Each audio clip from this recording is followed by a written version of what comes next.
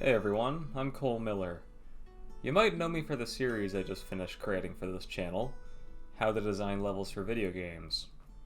If you haven't seen it, it's exactly what it says in the title, a series that teaches many of the core concepts and principles involved with designing video game levels. Although the series is technically finished, I've decided to use the time I have left in my field placement to create a retrospective of sorts. Here I'll talk about my experience creating the series, and some of my main takeaways from it. I should begin by talking about the context that led up to the creation of the series in the first place. Last year I was working on my group's capstone project for the third year of the game development program here at the Story Arts Center of Centennial College. Together we created the game Forest of Embers, which if you're interested in playing, you can find it on my personal website linked in the description below. This was the first project I was involved in where level design was my primary role. Up until then, level design was something that I was pretty interested in, but my experience on that project made me realize that it was something that I was really passionate about. It was around then that I decided that for my field placement during the final semester of the program, I wanted to do something related to level design. At the suggestion of Brian Sinasak, the program coordinator and my professor, I decided that my end goal would be to create a series of videos for the YouTube channel that the program recently opened. My original idea was that I wanted to create a level based on the dungeons for the Legend of Zelda series, and then document its creation from beginning to end in the videos. Obviously, things changed a lot over time. The main reason is because I originally planned to make the level from scratch, which would have involved designing the level, programming its mechanics, setting up lighting, art, and technical effects, and a whole lot more. Balancing all of this and the videos would have been very hard to achieve in the time that I had. I tried shifting my focus from creating a fully playable level to just designing one, but this also ended up being a problem because it gave me significantly less to talk about in the videos, and definitely not enough to fill an entire series. And that's how I decided to switch the focus of my series from being about the creation of my level to being about teaching level design concepts in general. I figured that using my level as a way of demonstrating the concepts I talk about in the videos would be the best option.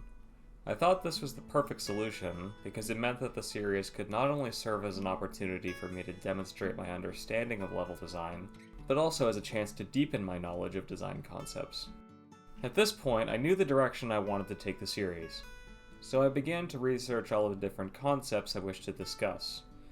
I eventually decided that it would be focused on two main topics: the primary steps involved in creating levels from beginning to end, and the principles of creating great levels.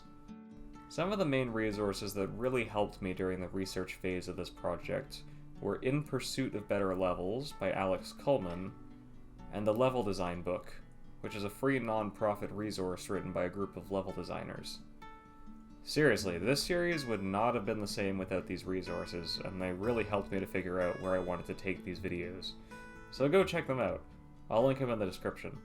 They're excellent resources for people who want to learn more about level design. At the same time as all of this, I began the process of designing my level. It was around this point that I discovered about the existence of Super Dungeon Maker, which ended up being exactly what I needed. It allowed me to create a fully playable Zelda-style level without needing to worry about going out of scope. I then spent the next several weeks creating a level design document. I would use my work from this document as a way to demonstrate all of the steps involved with creating levels in my videos. I wrote pages and pages of documentation, significantly more than I probably needed to for just this one level. It covers the early ideas for the level, including brainstorming, which led up to the concepting of the dungeon. I then created some early designs for the dungeon, using stuff like bubble diagrams and rough maps, before I finally jumped into Super Dungeon Maker to create the first playable version of the level. Once I finished this, I played through it a couple times and looked for possible design flaws. I thought of ways I could apply the different principles of level design that I've talked about in the series to the dungeon in order to fix them.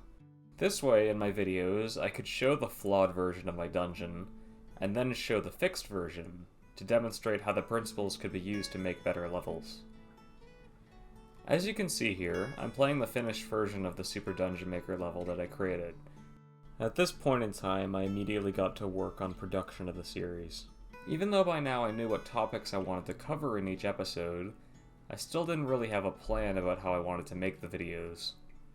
For all intents and purposes, the first few videos were pretty much an experiment, and looking back, there's a lot of things I would have done very differently about them.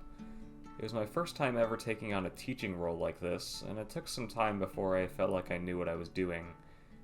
I feel like as the series went along, I got a lot more comfortable with the role, and the videos started to become much more focused and cohesive. I overall had a really fun time making the videos, and I'd be interested in continuing to make more in the future.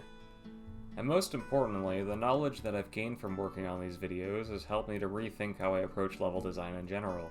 For example, while I'm happy with the work that I did for the level design in Forest of Embers, if I were to do it now using the stuff I've learned from this project, then there's a lot of things I would know to do differently. I often neglected the importance of creating stuff like bubble diagrams, choosing to jump straight into creating maps for the levels. And rather than trying to break it down into smaller pieces, I would always try and design the entire level all at once, which became kind of overwhelming. I also favored making overly complicated levels with too many mechanics, prioritizing complexity over enjoyment. A lot of these mechanics didn't even end up in the game, and I had to spend a lot of time stripping the levels down in order to simplify them. I tried to design many levels at once, which was a big mistake, and I was also much too hasty in replacing the blockout of some of the levels with polished art assets. During development, we had to go back and redo the art assets, which meant that I wasted a lot of time adding them to the scene a second time. Simply put, I often made things much harder for myself by making these mistakes, and now I know how to avoid these issues for next time.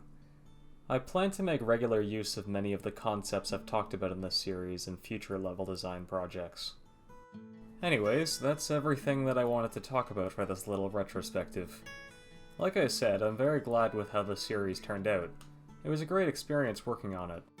I believe that I've come out the other side having a significantly better understanding of level design. And really I just wanted to thank you all, especially all of my friends and fellow students in the game development program, for supporting me through the whole thing. And huge thanks to Brian for advising me through the entire production of the series. I really could not have done it without any of you. So I suppose that wraps everything up.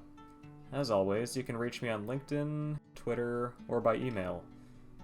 Feel free to reach out to me if you ever need anything, because I'm always happy to help, and I'd love to connect with all of you. Until then, as always, thank you all so much for watching, and have fun designing levels.